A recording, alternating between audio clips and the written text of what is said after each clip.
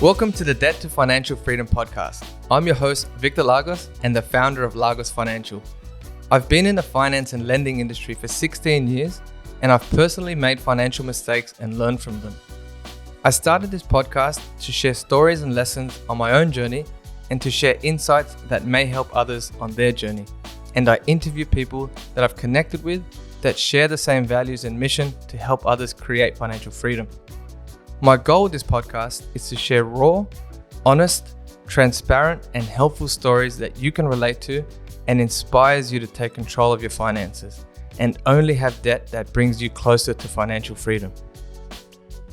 Everything on this podcast is general in nature and for education purposes only. None of your personal objectives, financial situation, or needs has been taken into consideration. I highly recommend you seek personal, financial, legal, taxation, and credit advice before you take any action on what has been heard on this podcast.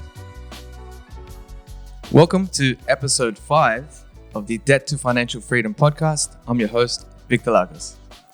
Today I've got a special guest. His name is Arjun Paliwal. He's the founder and head of research at InvestorKit. It's a data-driven buyer's agency helping a wide range of Australians build successful property investment portfolios. He's also the co-host of The Property Nerds, the podcast that deep dives into Australia's hot and cold property markets, the latest headlines and trends. Arjun's success has been recognized through several accolades, including Rising Star of the Year at the REB Awards in 2020, Buyer's Agent of the Year finalist at the REB Awards 2021 and 2022, and is a finalist at the 2021 and 2022 Young Entrepreneurs Award. Welcome, Arjun. How are you?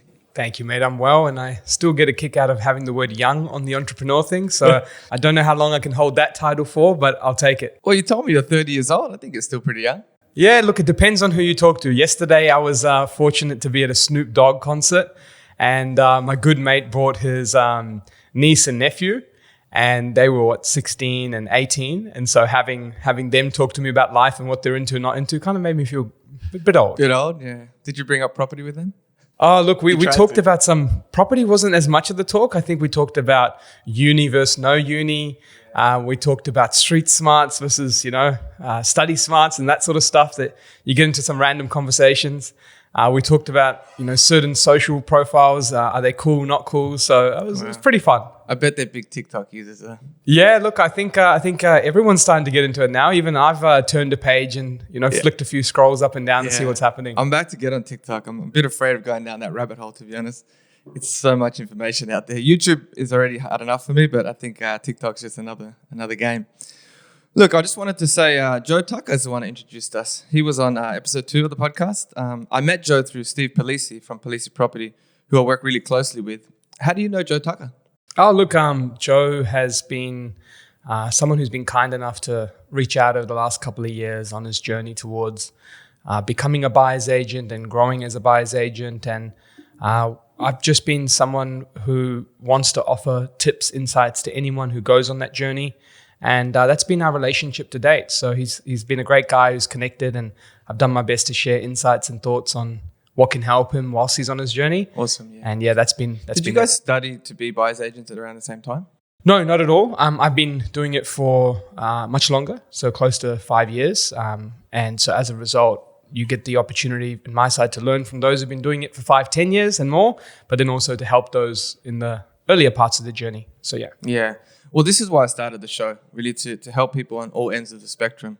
There's a lot of people out there that want to get on the property ladder. They want to grow their property portfolio, want to create passive income streams, recurring income, build that wealth.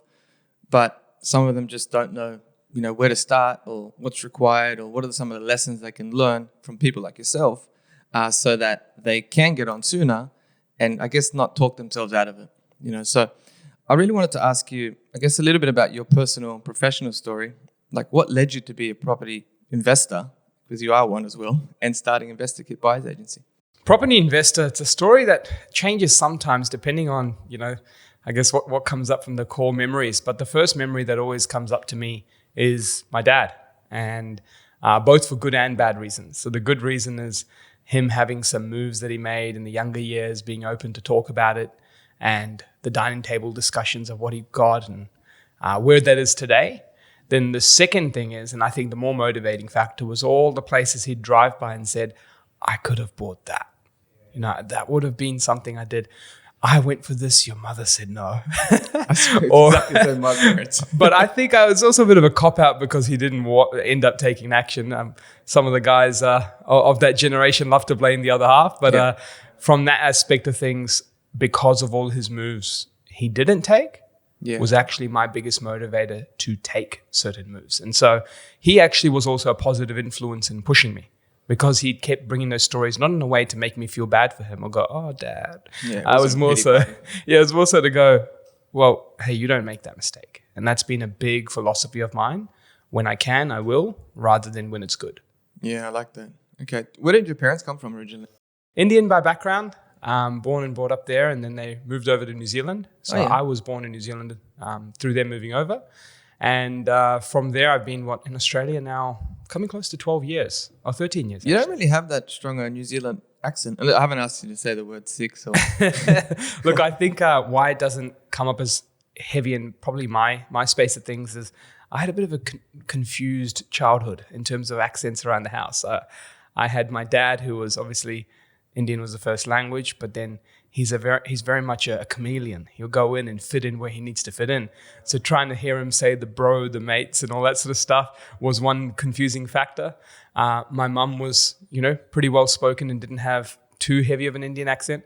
But then my older brother, he studied in, I think it was either a British or an American school in India, and then he moved over when I think he was maybe 9 or 10. So as a result, he had a kind of different way of speaking. Then I had my Kiwi friends. Then I had my, younger brother who was a little bit different. So I just in a state of confusion, I just had the most, I wouldn't call it normal, but the most centered English amongst 4 or 5 accents versus having different accents. Yeah, it sounds like you've got a pretty neutral accent. It's a little bit of South African in there too. I actually get that a lot. I get that a lot. I get that probably once every maybe 3 to 6 months. I hear someone be like, are you Afrikaans? I'm like, no, dude, but I'd love to go there. Yeah, wow. Yeah, I was also similar because my mum, in terms of the accents at home, because my mum's Filipino, so Filipinos have that sort of strong American accent. Yeah. And then my dad, being from South America, he still sounds like he just moved here 40 plus years later. You know what is really cool about all the folks 30, 40 years later who still sound like they moved here? Yeah. It's epic how they build up their life and integrate into society, still get ahead. And yet you're like, how did you do that, man? I can't figure it out. I know, it's great. Good on them. Hats off. Yeah. Cool. Look, the other question, because of the relevance of the podcast, being debt to financial freedom, I wanted to ask you, what does financial freedom mean to you? Again, another one that I think changes as the thought or mood or memories come to mind. But, I think financial freedom to me has just been as simple as an ability to make moves when you want to make moves. And people, I think, often put it too much with a sense of like, I need to stop doing something, or I need to be able to have time back.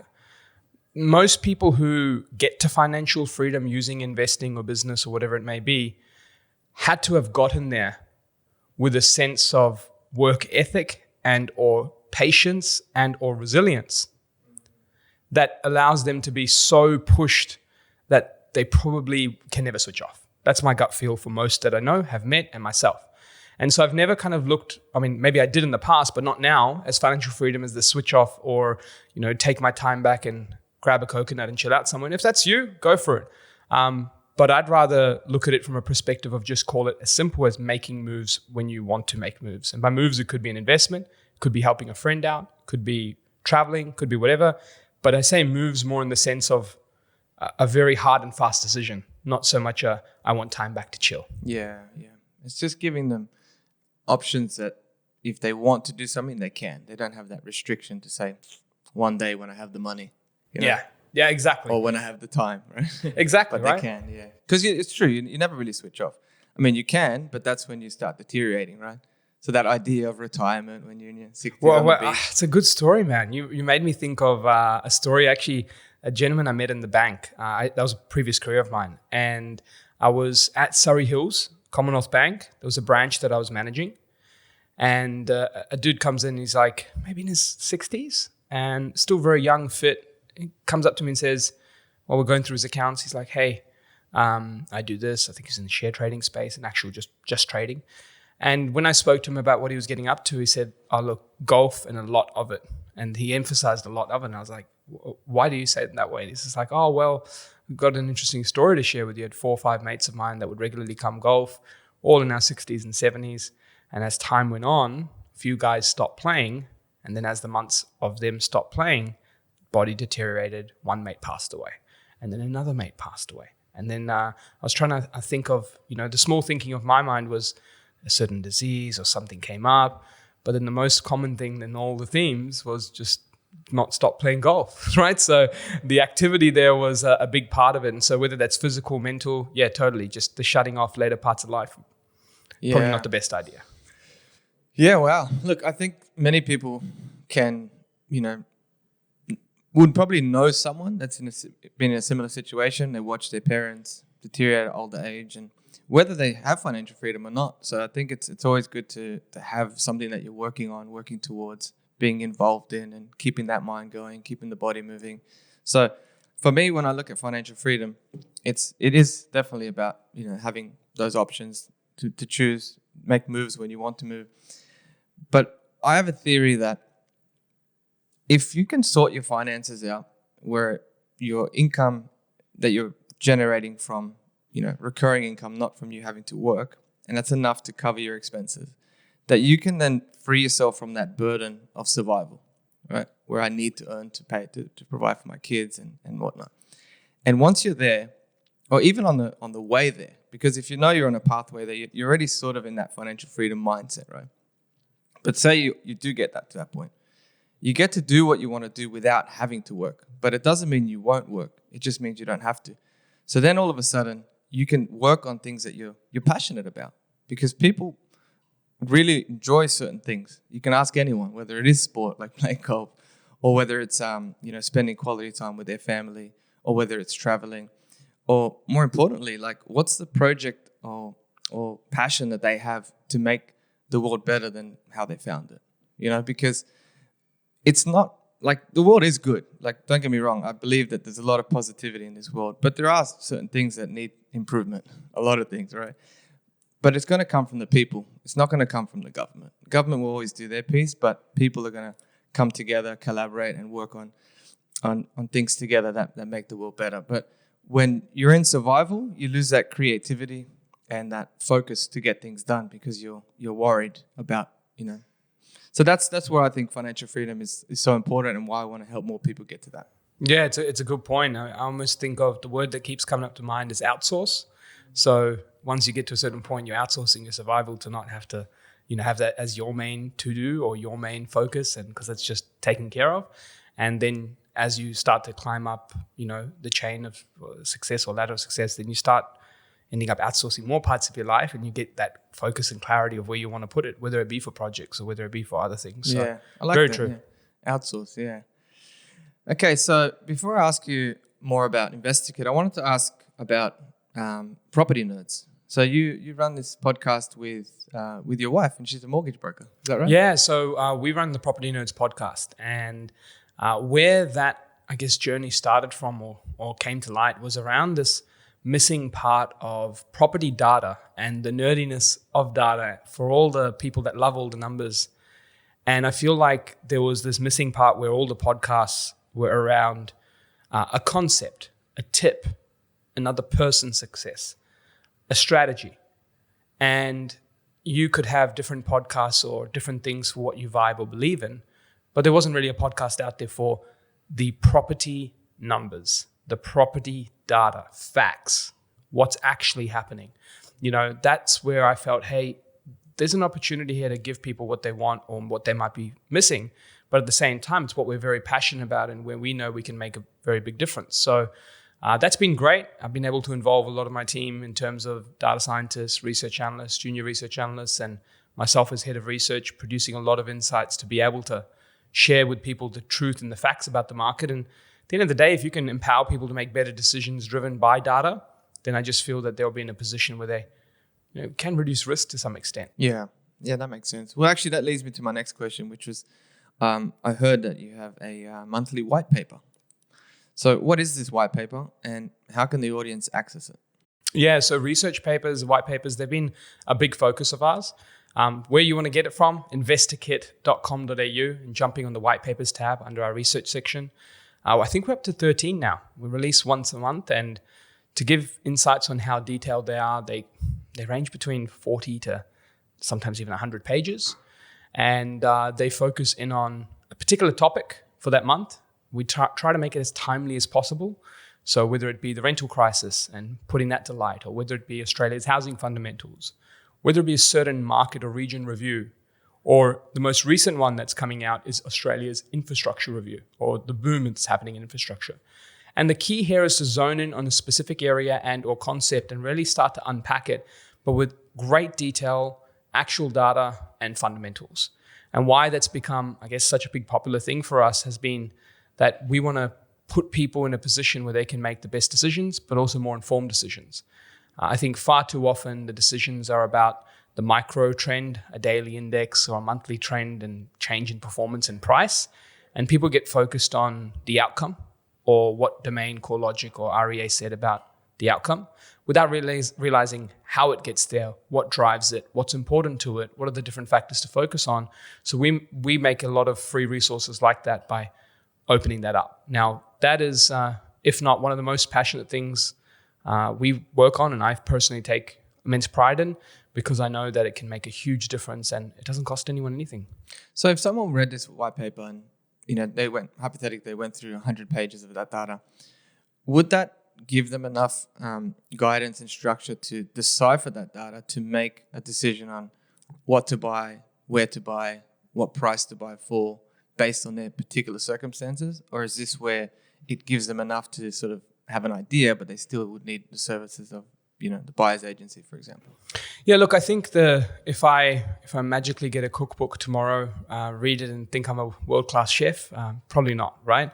But in terms of can I get a cookbook and execute a meal and get better at it? Yeah, totally. So I think if people want to be able to use that information to guide a well-informed decision and then take their own review of their personal circumstances and make the right one, they can. But look, we're professionals when it comes to executing property. We purchased over 500 properties. Our team has more than 43 properties combined just between us.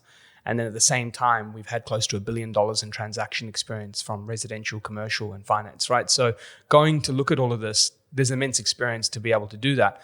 But what they do provide is actual forecasts, insights, almost a bit of the future before it happens. And, you can go back to research papers about Australian housing fundamentals and the undersupply would be in. You can go to research papers where we've talked about the rental crisis and predicted rental growths for 2022 before it happened. And we can also go through, research reports like the white papers where we talk about the top 5 regions in New South Wales for a certain budget, of which 4 or 5 were the top performing regions. So when you start to have that level of track record, it's obviously getting a lot of attraction, but at the same time, it's enough info for people to go, hey, I'm cool on my own. But if you want help, it's there. Yeah. Actually, that was going to lead, you've sort of touched on it. I was going to ask you, because you've been doing it for 5 years, because you've got, 500 plus clients on your books, and you spend and invest a lot into data, have you unpacked the data from all of your past clients and said, okay, look, this is what they bought at the time. This is what we said was going to happen based on the data that we had. This is what was right. This is what wasn't. And then you start to learn and refine and say, okay, I'm not going to actually use that same formula because it didn't work back then. Is that what you guys do? That's the part that is what it's all about. Because at the end of the day, this is people's lives, people's finances, a big part of what's going to help them unlock a new level in their journey. So if we don't reflect and just take things for granted and assume that it's just business and marketing, that's horrible, right? And so the reflection's been the biggest part. To give you some insights on the outcomes of that reflection, the first thing I'm super proud of is that over the last 3 years, we've obviously seen a major property boom. Now that property boom makes people immediately think, oh, well, you throw a dart anywhere and you'll be okay. To some extent, yes, but in some cities, they've wiped off most of their boom results anyway. Now, the second thing is, if you think of that and go, well, everyone did okay, well, guess what? We looked at the data. We looked at the actual median price changes for Australia. and we compared it to the valuations that we did for clients a year, 2 years, 3 years post-purchase. And since this last 3 years of boom, we've outperformed it on average by 29%. So if you've got a location that did 10%, our averages did 12.9 to 13% or more during that time period. So that's been a very satisfying thing to know that even whilst the boom happened, you didn't just get along with it, you outperformed it. And then the second big thing for us was around the calls we've made. As recent as I think early Feb to mid-Feb, we released a podcast called Going Down Memory Lane. And it was a screen share where we went through articles and things that we had featured in across news.com, AFR, and other areas, and actually made talks about, hey, here's the 6 trends we predict are going to happen in 22. Here's the 6 trends ahead for 23. And we were able to track back actual data on that screen share and podcast and show that they in fact did happen. So the key here is that we reflect on what went wrong, what went right, keep improving. Big part of what we do involves big data science, and also a lot of back testing. And so from that perspective, that helps us really get ahead. Are you using any AI to help you, unpack large data and turn it into? Yeah, so some of the most recent experiments we've been working on has been around looking at the last 10 years of growth year by year across major regions, top performing quartiles, lower performing quartiles, and taking the viewpoint that if we were using our scorecards and weightings that are driven by machine learning and AI principles, if we look back and say, hey, in 2012, if we'd selected these top 30% of our scores, where would that have been in 2013 and 14 versus what the market's produced? And so far, we're actually outperforming based on some of our location metrics. We're constantly tweaking to be able to go back and say, hey, how do we keep improving that correlation score so we don't have years of outliers and continue to improve that? But that's never going to stop because, the way data works is there's what you believe the weightings are, then there's what ML believes from an analysis of taking all of various variables in there. But we are getting better and better from that correlation test. So we're excited. Awesome. No, that's really good.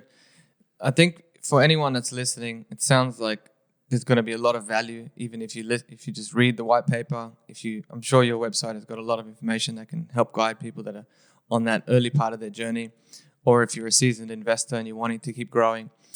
But I do want to ask you, what advice would you give someone or a couple that are in the early stage, they're trying to save for a deposit, and they want to get onto the property ladder?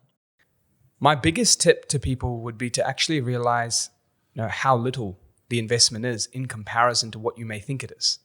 So the first part that comes to mind is actually around the deposit size.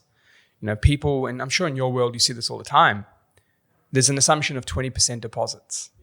There's assumptions of mortgage insurance isn't a great thing. There's assumptions of I can't get any benefits for certain stamp duty because of a certain price point versus all the horribly presented rules out there. With one saying 800, one saying 1.5, one saying only this for new. Very difficult, but now it's getting easier and more simpler. The main thing is when you start to realize loan to value ratios, deposits required, understanding mortgage insurance, concepts of compound growth, you might look at it and sit down and go, wait, I was ready 2 years ago. And that's where I think the biggest tip is for most families, is that if you just take New South Wales, for example, people are saving up to $60,000 on stamp duty for a $1.5 million place. That is 2 to 4 years, depending on where your savings rates are. So imagine looking back and going, I could have purchased property 2 years ago, 4 years ago, or I now no longer have to wait for that. Where could prices be 2, 3, 4 years later? And so I think from that aspect of things, that's my biggest step. And then the final piece would be around realizing that your backyard isn't any better investment than what's elsewhere. The key thing I've realized in building a portfolio of properties is my wife and I are across 5 states. And with those 5 states, we've come to realize that at any given time, they're all not doing the same thing. So if you can protect yourself and be like, hey, at any given year, something is going well, something's okay, something's not going so well, and you've got that diversity, then you're able to look back and just go, it's not even about what the market's doing, it's just about how many more flags can I plant. And so when you start to realize that, you go, hey, why am I so confined in where I'm looking now? Let's just spread our wings and start seeing what's elsewhere. Yeah, I'm a big advocate of that too. So my wife and I are rent investors. So we rent where we want to live, which is in the eastern suburbs of Sydney, and we buy what we can afford. And yeah, using data, using service of a buyer's agent, we own 2 properties in different states. And you're right, like one of them might be performing better than the other, but so be it. As long as we can hold on to these properties over the long term, they're definitely gonna it's gonna be worthwhile. That compounded growth will be there, and of course the cash flow positive side of things is always important. But look, people need to have buffers, right? We're in an environment at the moment where rates are increasing every month at the moment. So I guess I wanted to ask you, like, what would you say the best opportunities are given the current rate rises and the inflation, and what strategies can people take to protect themselves during this period? Yeah, it's a good question. So the current environment has pros and cons for people. So I think the pros is that when you are looking at the environment, it's actually not a forever environment. And that's something that people are really confused about or not, clear on. The last few cycles of interest rate rises, actually just go back to history. They're used as a mechanism to stop things like rampant inflation, as an example. They're not used as this is the new norm and we sit here in 6% rates forever. And so the key is, we all know 6 to 7% interest rates in Australia are going to hurt people eventually. Not immediately and not everyone, but eventually. And so the idea of the RBA is to go before it does. Hopefully spending habits have cut back, inflation has cut back, and as a result, we can now tone down. So that's the first part that you want to understand, the concept of it all, which means that it's a good time knowing that you're able to purchase assets in an environment where many people aren't thinking like that. They're thinking that these rates are forever rates, and that's just how it works. And so you can think of a long-term view, but make that short-term decision. Now, the cons of this is dependent on your mindset and how you analyze numbers. If you are going on this journey where I need to hit positive cash flow, or cash flow is my core, desire in investing, well, firstly, you're probably going to have a bad time investing in the current market, because you're going to have 20 options, say, in your budget. Then you're going to cull 18 to 19 of them because they don't meet cash flow requirements. And then the one that does may just meet it, and all it takes is one aircon just to get repairs, and then all of a sudden it's now negative. Yeah. And so it's just a silly thing to absolutely focus on in this environment. And as a result, what people will do is they'll just jump in on one market and completely avoid the fundamentals of many. Or number two is they'll just pull back on investing and go, it ain't for me. When really you had the buffers, you have the desire, you have the goal, you have the savings ability. So consider those first. The market's just a tool for you to just put money in and let it sit there for the long term. Whereas I think many people will have that con of searching for something that might not exist as much or doesn't exist at all.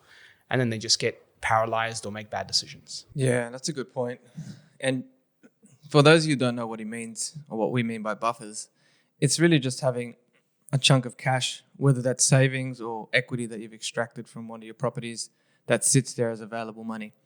So that's there to cover the shortfall or the amount you're not able to cover from the rent that you're collecting. So if you can weather this period of rate rises by having those buffers, then you're not going to have to chip in money out of pocket every month, every week, or cut back on your lifestyle just to hold on to these properties. So it's not going to add that pressure. And then what's going to happen is when inflation is, slows down, and when the interest rate environment starts to stabilize and the narrative changes, well, what's going to happen? Right? Demand will increase. What happens to prices? Totally. And if supply stays the way it is, then you're just going to come running into COVID 2.0 of property boom, because supply is nowhere to be found still. Yeah, and they've got how much people are now coming to Australia with students coming back. China just changed the rules around university, now needs to be face-to-face, so they can't complete the degrees remotely like they were. You've got skilled migrants coming in. They all need places to live, right? Look what's happening with the rental market at the moment. Yeah, the rental demand's huge. Now, contrary to other professional opinions, I don't think the migration is going to impact property prices. I think it'll impact rental prices. And because I never want to be one of those guys where COVID shut down and I was like, no, we'll be fine with no migrants, and then go, COVID's not here anymore and migrants are in. Oh, migrants are a great part of the journey. They're going to kill it because migrants are coming in. No, the truth is they don't influence property buying in the short term. If you have family members that came off a plane and said, give me my piece of Sydney, where are you at? Or I'm coming to Brisbane, need a house there, move away locals, it's my time. I call bull. That doesn't happen a lot. Do you know what I mean? Most people coming in are searching for a community, searching for a place to see where their family may feel like they don't like, searching for jobs, opportunities. So I think migration will probably do 2 to 3 things. One is help some spending. Secondly is probably increase unemployment because more people are looking for jobs. Not everyone comes in searching on having a job. And then the third thing is they'll naturally increase rental prices because Grattan Institute released data, I think it was around 2018-19, this data came out or just after it, but they reviewed data to say that 4 years was the typical time on average where people would rent post moving in. So post moving into Australia. So that means there's probably a delayed cycle, firstly, of that migration activity and prices. But no doubt, if a whole bunch of people are coming to rent, rents go up. Rents are also then being questioned by renters versus buying a home. And also investors are going to be more attractive by the yields on offer because the rents rise and interest rates will probably come down. So still an influential impact. But now you won't hear me saying migration's coming, prices are rising. I'll be saying, look, migration's coming, rents are rising. Yeah. But look, I guess what that's also doing, it's having an impact on affordable housing in Australia, right? I think I heard you mention that some markets consider, 30% or less of your net income considered affordable housing. Others are closer to 40.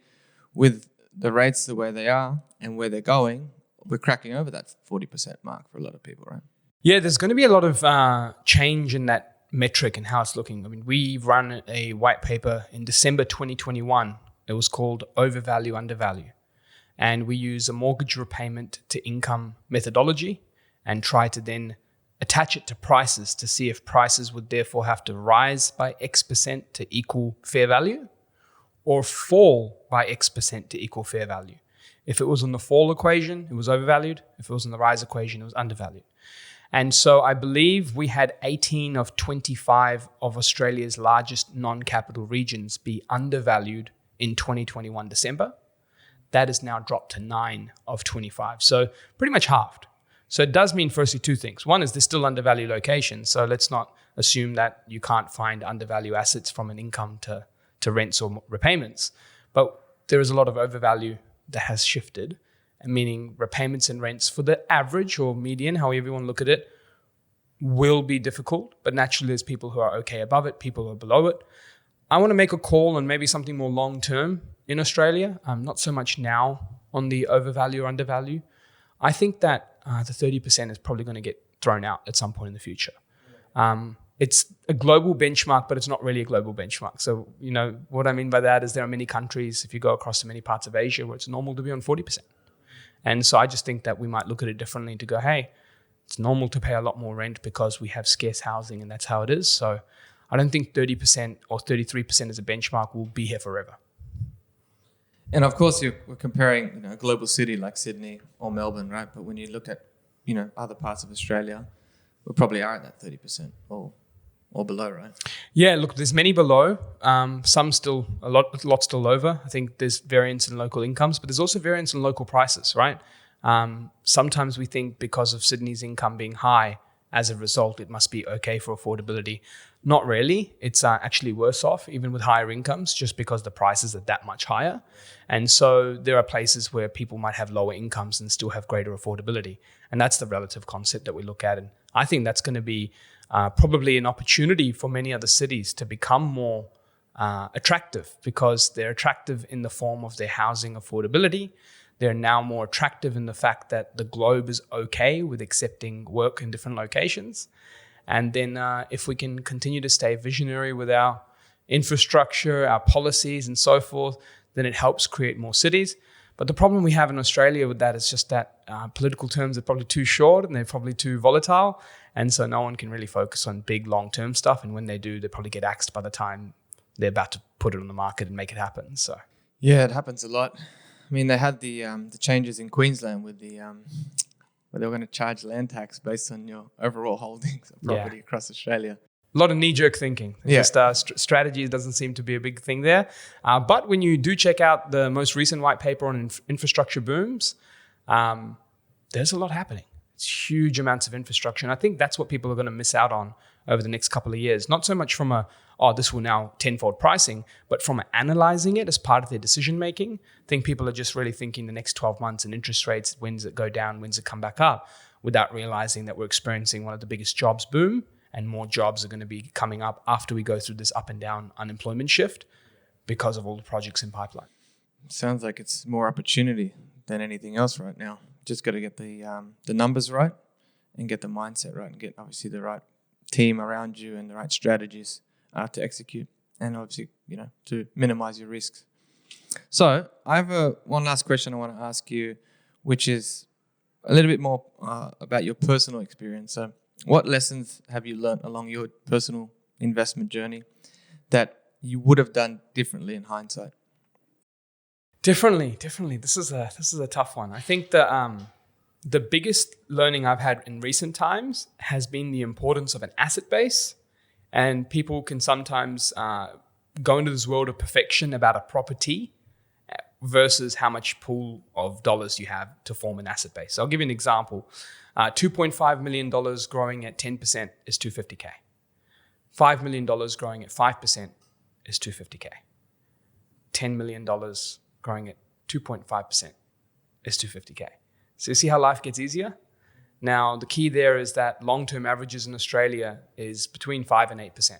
So if you look at that, 90% of all local government areas, so pretty much everywhere, did 5% or more in compound growth over the last 20 years. So that city that you think, oh, what are the fundamentals? What's driving it? Oh, is it really good? Where are the jobs?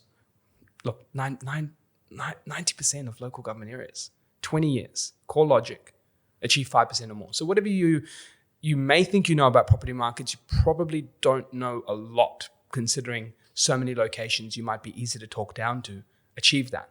So when I realized that the game is just about doing three things. A, building the biggest asset base at the fastest you can. B, is making sure you don't stuff it up and have cash to be able to hold them through whatever periods. And then C is hold it long enough and get rid of a couple, or earn enough to get rid of the debt so you don't have to get rid of a couple. And you're left over with a bunch of assets, a lot of income, a lot of diversity, and little to no risk if you follow those three principles. And life does get easier the more you own. It doesn't get harder. It's harder for those for their first, and it's harder for those who think small and think they can achieve everything with 2 or 3. The truth is it just doesn't happen. You need a lot of time in the game to make 2 or 3 properties massively achieve your income goals. So that's where I do think, from a perspective of learning, double down on the asset-based building. If I can get it to 15 mil, 20 mil, 5 mil, whatever that number is for you, it is easier, because if the long-term average is 5% plus and you only need 2 to hit your goal or 3 to hit your goal, make life easier. Yeah, look, that's powerful. I think it's important for people to have that long-term view and think about growing that asset base, but work within your means, what's possible. And if you want to know what's actually possible, talk to your mortgage broker, connect with me. I can run the numbers. What's your borrowing capacity? What's your buying power? How much equity can you extract to grow the portfolio? Because you need to know what's possible. You might have one idea, but until you actually look at the numbers, it might be a very different answer there. But that's what I'm here to do and help, and I'm sure your team, your existing broker, can help you as well. So how can people find and connect with you and your team? Maybe they can get in touch via InvestorKit.com.au. On that website, we've got a load of research papers, as you pointed out, podcasts that we've got, and also success stories. If you're a first-time investor, seeing how one decision made well can make a difference, there's a video there for you. If you're an affluent investor who wants to speak to someone or see someone's journey who's had 9+ property purchases with us, commercial, residential, and see how you can gain a 7-figure income, a 7-figure equity gain or 6-figure income from property, there's also case studies there. So take your time through it, digest it all, and if it feels right for you, reach out and book a free consultation with our team. Awesome. Thanks so much, Arjun. Thank you. Really glad to meet you. Take care. Thanks for everyone for listening. Stay tuned for the next episode of the Debt to Financial Freedom podcast.